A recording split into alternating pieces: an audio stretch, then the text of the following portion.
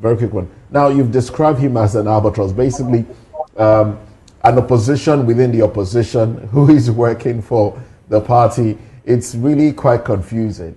You know, I don't think Nigerian politics have had it like this before. But as it stands now, what do you think now that Atiku is out of the way in the PDP, and you know, the PDP seems to be trying to put its house in order?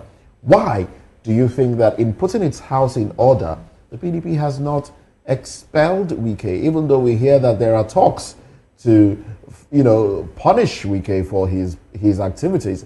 But why hasn't that happened? Is it because he's untouchable?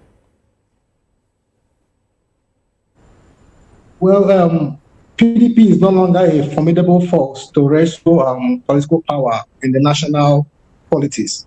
With respect to Wike has actually kind of holds the PDP party as his personal estate, whereby he dictates those who should govern the party and those who should be elected into serious official position. But it is necessary that where someone has engaged in anti-party activities, that he should actually be expelled or be suspended from the political party. I don't know why they are afraid of suspending or expelling Wike from PDP, because he's just like a kind of a man's brother that have refused to move to ensure that PDP have a fresh breath. So I think the best thing to do is to expel Wike, and I must be honest to tell you that PDP is no longer a formidable force for national election. So there's a need for them to collaborate with other solutions to ensure that they wrestle power. Mazi, with the movement or the recent happening in PDP, are you in any way faulting the exodus, if I'm to use that word, of some PDP bigwigs who left the party? The likes of Atiku Abubakar and others who decided to move away from the party because of the internal wrangling happening there. Because Pa Edwin Clark blamed them. He also blamed Atiku for leaving the party, saying that will further disintegrate PDP as a party. The fact is that Atiku's exit from PDP was just for his own personal aggrandizement and not his quest for power. It's not because it's not because he couldn't have been there to organize PDP. He left it because he has his personal aggrandizement or quest to clinch the presidential ticket by all means. Right. So PDP, Atiku is not even interested to ensure that the PDP crisis is resolved. But it's all now as we coast home, Mazi, David, Ihoma. Now talking about context, the context of the initial question was that the arrest of persons in Delta purportedly linked to IPOB. Is it a broader scheme, according to IPOB, a broader scheme to further buttress the fact that IPOB is a terrorist organization as prescribed, which of course it's been challenged in courts? That was the context of the question before we went to the Southeast. But let me come to you now. Mazi Ihoma, you are a barrister at law.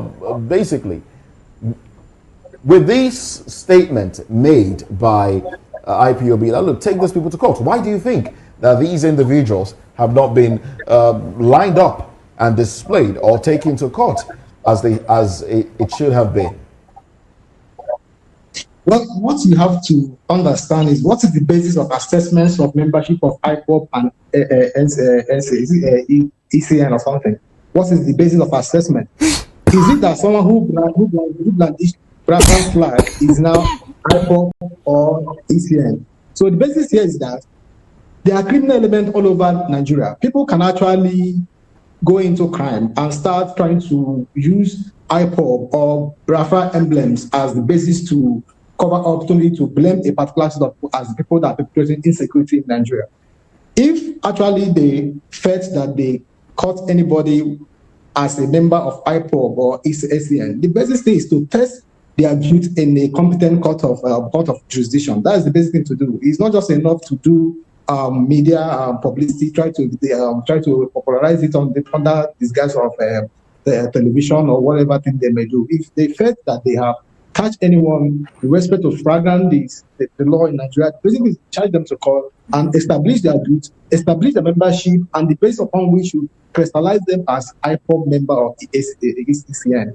I believe all these things are victimization, just to actually to emasculate and reduce the humanity of the Eastern people to that of calamity. That is my own opinion in this regard. If they have anything tangible against them, they should charge them to court and prove their guilt beyond reasonable doubt. That's my opinion. This ultimatum being given to them by the IPOB and its spokesperson, because that was what they're getting, 7 days ultimatum, or else then the IPOB now will not sue them to court. Anyway, thank you very much, Mazi David Ihoma, for being part of today's conversation. Thank you also, Barrister Darlington Agumo, for being part of today's VOP this morning. Sir Chuka Nabuife, Managing Director, Anambra State Civic and Social Reformation Office.